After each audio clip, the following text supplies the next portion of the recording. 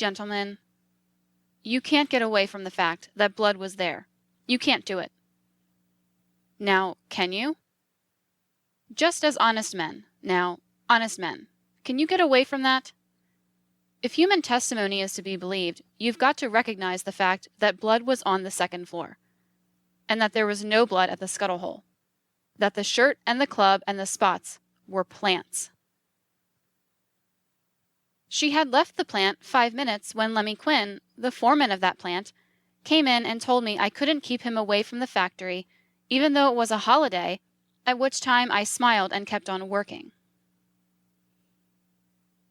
Smiled and kept on working. I wanted to know when they would have lunch. I got my house, and Manola answered the phone, and she answered me back that she would have lunch immediately, and for me to come right away. I then gathered my papers together and went upstairs to see the boys on the top floor. This must have been, since I just looked at my watch, 10 minutes to 1. Mrs. White states that it was 12:35, that she passed by and saw me. That's possibly true. I have no recollection about it. Perhaps her recollection is better than mine. She remembered it very well. Now, this Manola McKnight business. Isn't it strange that this man Albert, her husband, would go up there and tell that kind of a tale, if there wasn't some truth in it? Isn't it strange that Manola herself, in the tale that they seek to have you believe was a lie, should have been sustained by Mrs. Selig, when she tells you, "Yes, I gave her $5 to go get some change." And Mrs. Frank gave her a hat? Do you believe that this husband of hers didn't see that man Frank when, after this murder, he went home and was anxious to see how he looked in the glass, but as the people had gone to the opera, anxious to get back to keep his engagement with Jim Conley? And all this talk about Mrs. Selig, about this thing not having been changed. Gentlemen, are you just going to swallow that kind of stuff without using your knowledge of human nature? And you tried to mix old Albert up, and right here I'm going to read you a little bit about Albert's evidence. Yes, sir, he came in close to 1:30, I guess, something like that.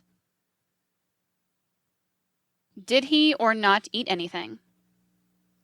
No, sir, not at that time, he didn't. He came in and went to the sideboard in the dining room and stood there a few minutes, then he goes out and catches the car.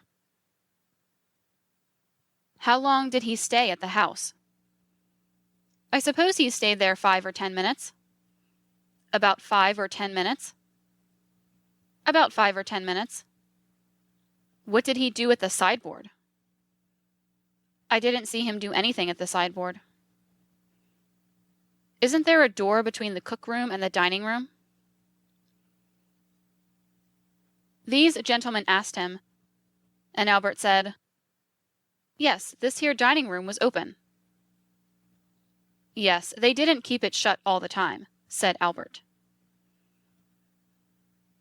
And you know he didn't eat anything in that dining room? Yes, I know he didn't eat. And this is the tale that had been told Craven by the husband of Manola McKnight. And Manola went down there, and in the presence of her counsel, stated these things to these officers, and she never would have done it if it hadn't been the truth. Gordon was down there, and he could have said, and if he hadn't said it, then he's unworthy of the name of lawyer, Manola, if these things aren't true, don't you put your name to it. If you do, you are liable to go to the penitentiary for false swearing. If you don't, the writ of habeas corpus is guaranteed to every man, and in less than 2 hours, by an order of a judge of the Superior Court, I'll have you out of here.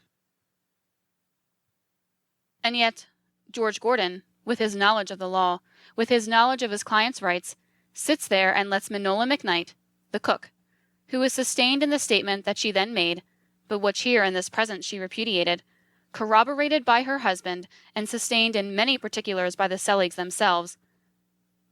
George Gordon sat there and let her put her fist to that paper, swearing to a lie that might send her to the penitentiary, and he was her lawyer, and could have released her from that prison by a writ of habeas corpus as quick as he could have gotten to a judge, because any judge that fails to hear a writ of habeas corpus immediately is subject to damages and impeachment. But Craven was there, and Albert was there, and this woman, McKnight, sitting there in the presence of her lawyer, this man that was so eager to inject into this case something that these men wanted in here all the time, but never could get until he got on that stand and swore that I had said a thing that you saw by the questions that I asked him never did occur, that I was afraid that I would get in bad with the detectives. I would get in bad with them if I would try to run their business, and I never will get in bad with them because I never expect to undertake to run their business. I've got as much as I can say grace over to attend to my own business. And you go out there, now, and bring in Julius Fisher and a photographer, and all these people, and try to prove this Negro Albert McKnight lied. And by the mere movement of that sideboard, which Mrs. Selig in her evidence says, even, every time they swept, it was put just exactly back in the same place. Then you try to break down Albert McKnight's evidence with that. Why, gentlemen, Albert says that that sideboard had been moved, and you know it had been moved, and Albert McKnight stood, not where these gentlemen sought to put him, but at a place where he could see this man Frank, who came home, there sometimes, as Albert says, between 1 and 2 o'clock, after he had murdered the girl, and didn't eat his dinner, but hurried back to the factory to keep his engagement with Jim Conley, who had promised to come back and burn her body in the furnace. You tell me that Albert would have told that lie. You tell me that Albert's wife, in the presence of Albert and Craven and Pickett, honorable, upright men, who worked for the Beck and Gregg Company, the same firm that Albert McKnight works at. And do you tell me that George Gordon, a man who poses as an attorney, who wants to protect the rights of his client, as he would have you see, sat there in that presence and allowed this woman, for her husband, to put her fist to a paper and swear to it which would consign her to the penitentiary? I tell you that that thing never happened, and the reason Manola McKnight made that affidavit, corroborating this man, her husband, Albert, sustained as she is by the Seligs, biased and prejudiced and willing to protect their son-in-law as they were, is because it was the embodiment of the truth and nothing but the truth. And as honest, unprejudiced, unbiased men, you know it. And you know he didn't eat anything in that dining room. Yes, I know he didn't eat. Don't you know you can't sit in that dining room? Says Mr. Arnold. And don't you know you can't see from the kitchen into the dining room? You know that, don't you? Yes, sir, you certainly can see. And the very evidence of the photographs and Julius Fisher and others who came here, after that sideboard had been moved, sustains Albert McKnight and shows that once that sideboard is adjusted, you could see, as Albert says, and he did see, because he would have never told that tale unless he had been there and seen it. You can see in there? Yes, sir, you can see. Look in the mirror in the corner and see all over that dining room. That's what Albert swore. And if there's anybody in the world that knows how to get up a plan to see from the kitchen into the dining room, or to hear what's going on among the white folks in the dining room, it's a Negro.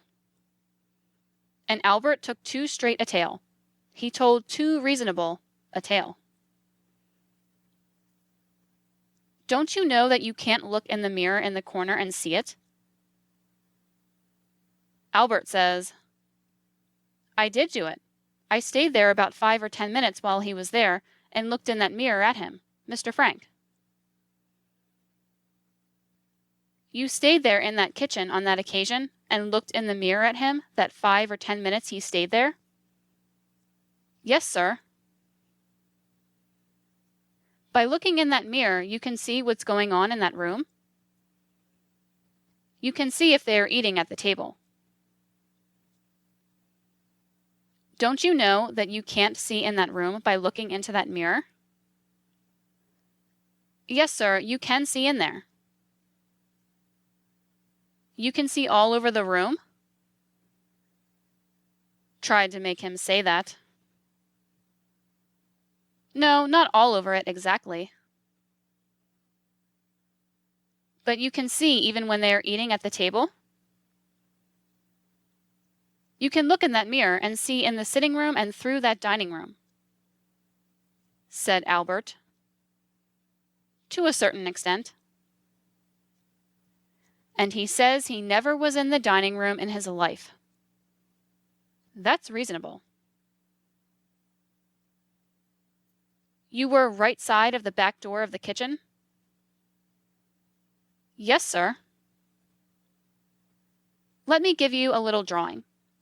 Now, were you sitting right in front of that little hallway between the two rooms, in front of it?" Says Albert, "Not exactly." "You were sitting right here against the wall, weren't you?" And he said, "Yes, sir." "I don't know whether it's fair or not." "That's a fair statement." And Albert says, "I don't know whether it's fair or not, but I know I saw Leo M. Frank come in there sometime between 1 and 2 o'clock Saturday, April 26th, and I know he didn't stay but about 10 minutes, and left to go to town." And he tells you the way in which he left, and Frank in his statement says that, while he didn't get on that car, he went in such a direction as Albert McKnight might have naturally supposed he went down there. Manola, she went in there, but stayed only a minute or two in the dining room. I never looked at the clock." "You don't know exactly what time?" "No, but I know it was obliged to have been something after 1, when Mr. Frank came there, and he came in, and went before the sideboard, and then went back to town." And he says, "I don't know exactly whether he did or not, because I have never been in the house no further than the cook room." Then he says, "Who did you tell?" "I told Mr. Craven." "Who is Craven?" "He is the boss at the plow department at the Beck and Gregg Hardware Company." And that's the way the detectives got hold of it. And try all you will to break old Albert down, I submit to you, gentlemen, that he has told the absolute truth and stands unimpeached. August 25th. Mr. Dorsey. I regretted more than you the necessity for your being carried over another week, or, rather, another Sunday. I was even more exhausted than I anticipated, and this morning my throat and voice are in such shape that I fear I will not be able to do the case the justice it demands. I thought myself, had we not had the adjournment, that I might have been able to finish my speech, and His Honor charge you Saturday afternoon, but I am sure such would not have been the case. When we closed on Saturday, I was just completing a brief analysis of the statement made by this defendant. I'm not going into any exhaustive analysis of that statement, because it is not necessary to further inconvenience you, and I haven't the physical strength. But there is certain language and certain statements and assertions made in this statement by this defendant which merit some consideration. This defendant stated to you, after His Honor had excluded our evidence and properly, I think, that his wife visited him at the police station. He says that she was there almost in hysterics, having been brought there by her father and 2 brothers-in-law and Rabbi Marks. No. Rabbi Marks was with me. I consulted with him as to the advisability of allowing my dear wife to come up to the top floor to see those surroundings, city detectives, reporters, and snapshotters. He doesn't prove that by a living soul, and relies merely upon his own statement. If they could have proven it by Rabbi Marks, who was there and advised him, why didn't they do it?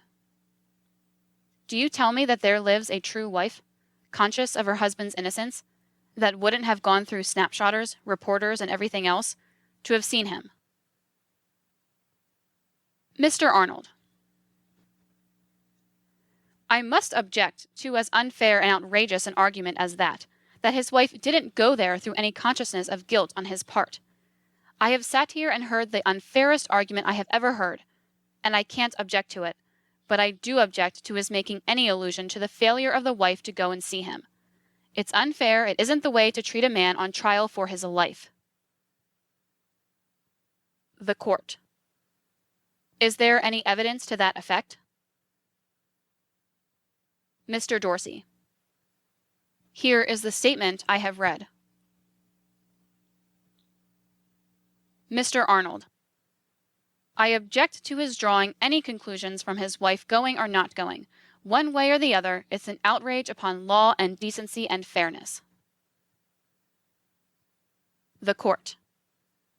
Whatever was in the evidence or the statement, I must allow it. Mr. Dorsey. Let the galled jade wince. Mr. Arnold. I object to that. I'm not a galled jade, and I've got a right to object. I'm not galled at all, and that statement is entirely uncalled for. Mr. Dorsey. Frank said that his wife never went back there because she was afraid that the snapshotters would get her picture. Because she didn't want to go through the line of snapshotters. I tell you, gentlemen of the jury, that there never lived a woman, conscious of the rectitude and innocence of her husband, who wouldn't have gone to him through snapshotters, reporters, and over the advice of any rabbi under the sun. And you know it. Frank says in his statement, with reference to these notes written by Conley, I said I know he can write. How long did it take him to say it, if he ever said it? I received many notes from him asking me to loan him money. I have received too many notes from him not to know that he can write. In other words, says Frank in his statement, I have received notes signed with his name, purporting to have been written by him, and he says they were written by a pencil. Frank says he said, I told them if you will look in the drawer in the safe, you will find the card of a jeweler from whom Conley bought a watch on the installment plan. He corroborates Conley there, with reference to the watch incident, and what occurred there in his office when Conley told him not to take any more money out. Now, perhaps if you go to that jeweler, you may find some sort of receipt that Conley had to give, and be able to prove that Conley can write. Scott says that no such thing ever happened. But if Frank knew so well that this man Conley could write, in the name of fairness, why didn't Frank, when he saw those notes at the police station, found beside this dead body, then and there say, this is the writing of James Conley? Why didn't he do it? Scott denies that any such thing happened, or that they came into possession of any information from Frank that led to knowledge on their part that this man Conley could write. And up to the time that they discovered this man Conley could write, this man had kept his mouth sealed, and it was only the knowledge on the part of the detectives and the knowledge on the part of Conley that the detectives knew he was lying about his ability to write, that forced him to make the first admission that he was connected with this crime. He says he knew that Conley could write. Why, then, did he keep his mouth shut until the detectives discovered it, when he knew that the notes found beside that poor girl's body was the one key that was going to unlock the Phagan mystery? You know why. You did know that Conley could write. You knew it, not only because he wrote the notes for you, through which you sought to place the responsibility for this crime on another man, but you knew it because he checked up the boxes of pencils. And he had written you numerous notes to get money from you, just like he borrowed money from those other people in that factory. You knew that the most powerful fact that could be brought to light showing who committed this dastardly crime was to find who penned the notes placed with the body. And yet, although you saw them, according to your own statement, at police headquarters, and saw them there the very Sunday morning that the crime was committed, not a word, although the notes themselves said that the crime was done by a Negro. It is not necessary to discuss that further. Frank says, with reference to this visit of Conley to the factory, after Conley had gone through over yonder and demonstrated in detail, as told you by Branch, and in the same length of time and almost to the minute that Conley himself says it took, too. Though Conley only knows the clock registered 4 minutes to 1, and don't know anything about the balance of the time. He says, with reference to the visit of Conley to the jail, when Conley wanted to confront him, "I told them if they got the permission, I told them through my friend Mr. Klein, that if they got the permission of Mr. Rosser to come, I would speak to them, would speak to Conley and face him or anything they wanted, if they got the permission of Mr. Rosser. Mr. Rosser was on that day up at Tallua Falls trying a case." But Mr. Rosser got back, didn't he? Mr. Rosser didn't remain at Tallua Falls.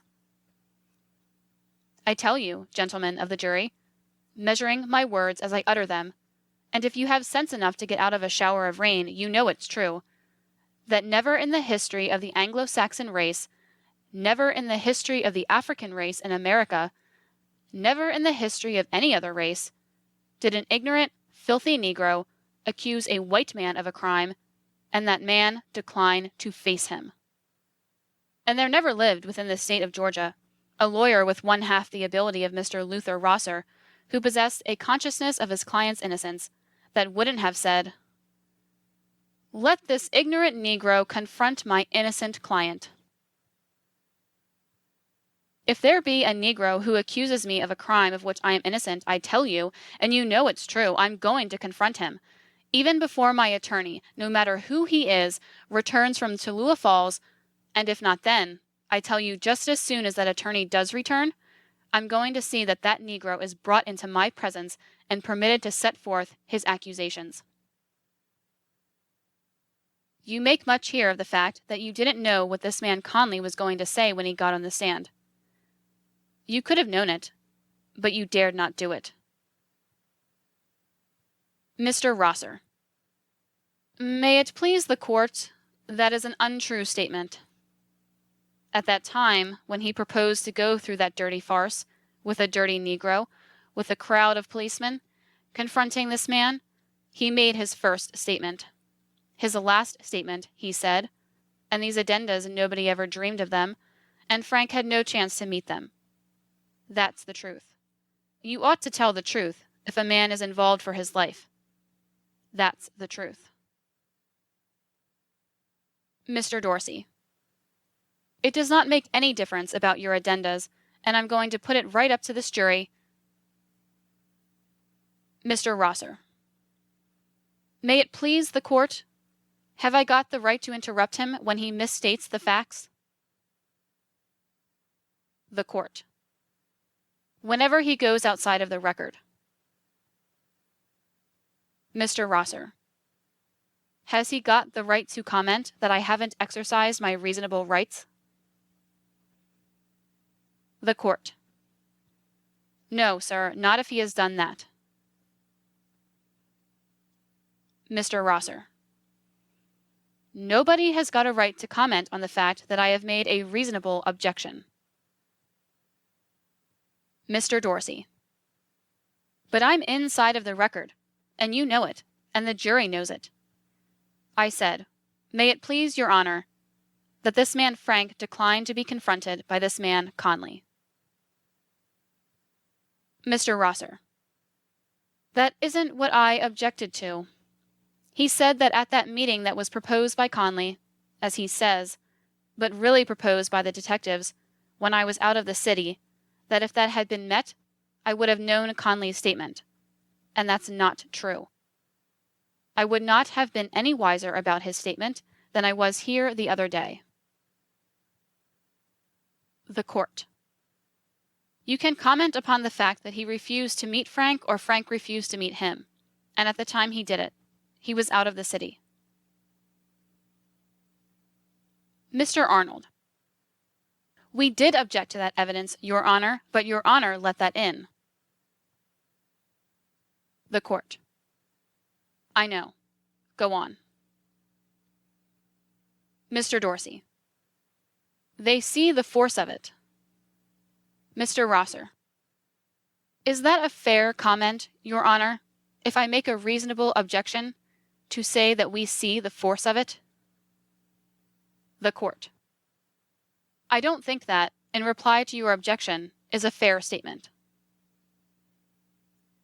Mr. Dorsey. Now, may it please your Honor, if they don't see the force of it, you do. Mr. Rosser. I want to know, is your Honor's ruling to be absolutely disregarded like that? The Court. Mr. Dorsey, stay inside of the record and quit commenting on what they say and do. Mr. Dorsey. I am inside of the record, and your Honor knows that's an entirely proper comment. Mr. Rosser. Your Honor rules. He says one thing and then says your Honor knows better. Mr. Dorsey. Your Honor knows I have got a right to comment on the conduct of this defendant. The Court. Of course, you have, but when they get up, I don't think you have any right to comment on their objections as they are making them to the Court. Mr. Dorsey. I don't. The Court. No, I don't think so. Mr. Dorsey.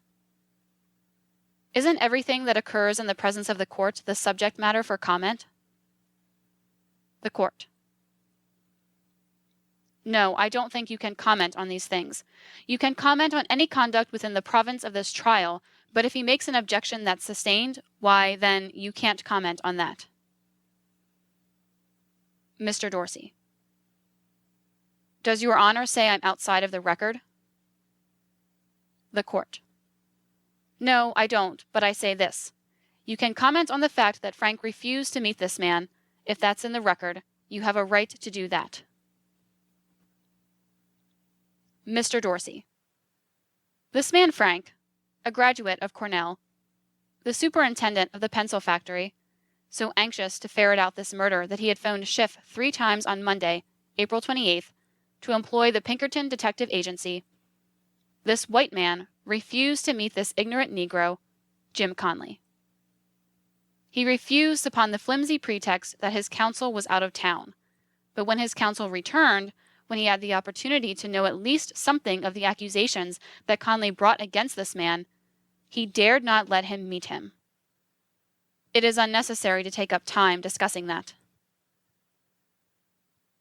You tell me that the weakest among you, if you were innocent and a man of black skin charges you with an infamous murder, that any lawyer, Rosser or anybody else, could keep you from confronting him and nailing the lie? No lawyer on earth, no lawyer that ever lived in any age or any clime, could prevent me, if I were innocent, from confronting a man who accused me wrongfully, be he white or black. And you, Leo Frank, went in and interviewed Newt Lee down yonder at 12 o'clock, Tuesday night, April 29th. And what did you do? Did you act like a man who wanted to get at the truth, who didn't know it and wanted to get at the truth? Ah, no. Instead of going into that room and taking up with this Negro, Newt Lee, the man towards whom you had directed suspicion infamously to save your own neck, a man that you would have seen hung on the gallows in order to save your reputation with the people on Washington Street and the members of the B'nai B'rith. Did you make an earnest, honest, conscientious effort, as an innocent employer would with his employee, to get at the truth? No. According to Lee, you hung your head and quizzed him not, but predicted that both Lee and you would go to hell if Lee continued to tell the story which he tells even until this good day. And then in your statement here, try to make it appear that your detective Scott and old John Black concocted a scheme against you and lied as to what occurred on that Tuesday night. The reason why Frank didn't put it up to Newt Lee and try to get Newt Lee to tell him how that murder occurred and what he knew about it was because Frank knew that Lee was innocent, that he was the murderer, and that he was adding to the dastardly crime of assault upon the virtue of this girl, was adding to the crime of murder of this girl another infamous effort to send this Negro to the gallows in order to save his reputation and neck. Listen to this. He's smart, and just listen how, in his statement, he qualifies and fixes it up so that, when we come back with rebuttal, the technical law will protect him. They, meaning the detectives, stress the possibility of couples having been let into the factory at night. By night watchman? No. By night watchman Newt Lee. Lee had been there but 2 or 3 weeks. 3 weeks. Frank could have told you that the detectives stressed the fact that couples went in there holidays, Saturdays and at nights, at all times and at any time when other night watchmen were there. But Newt Lee, having been there but 3 weeks, he effectively shuts off the state from impeaching his statement or contradicting it. And therefore, he tells you that the detectives stressed the fact that couples had been in here while the night watchman, Newt Lee, was watching. And Newt had been there but 3 weeks. That wasn't the period, that wasn't the time. During that 3 weeks that old Newt was night watching, there was but one person for whom your passion burned, and that was Mary Phagan. And she wouldn't meet you, and she didn't meet you any time during that period that Newt Lee was night watching.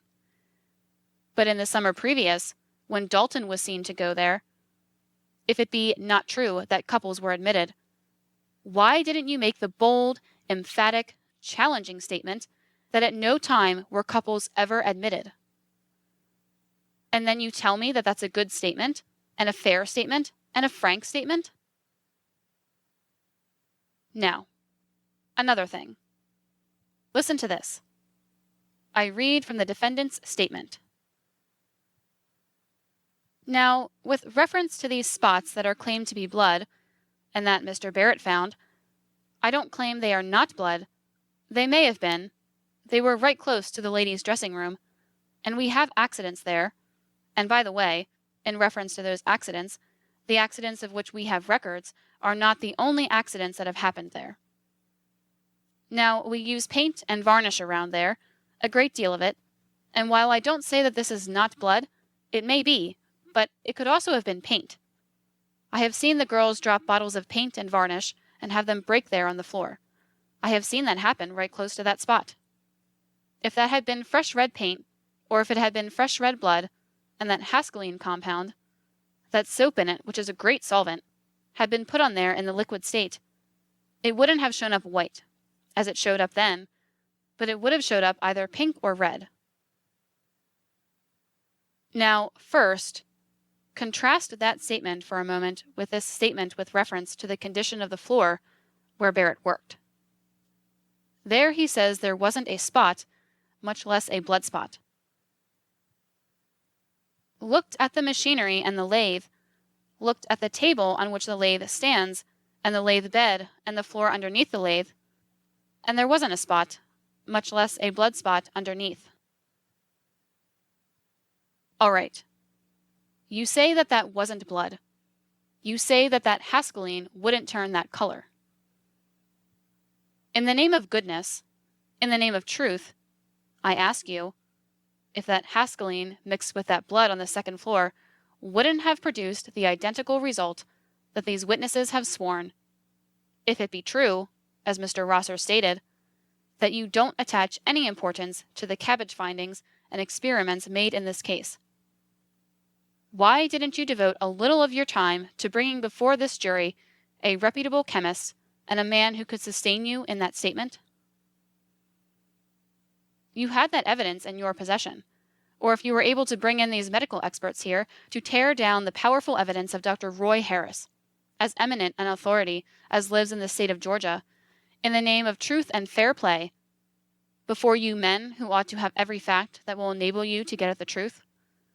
Why didn't you bring one chemist to sustain you? There's but one answer, and you know what it is. Those spots were blood. They were blood over which had been placed that substance, hascaline, and the color that blood and hascaline would make upon that floor was the identical color found there by the numerous witnesses who saw it. Important? There is no more important fact for you to have shown than that this Hascaline, when wiped over blood, would have made a color the like unto which Frank in his statement would have you believe would have been made.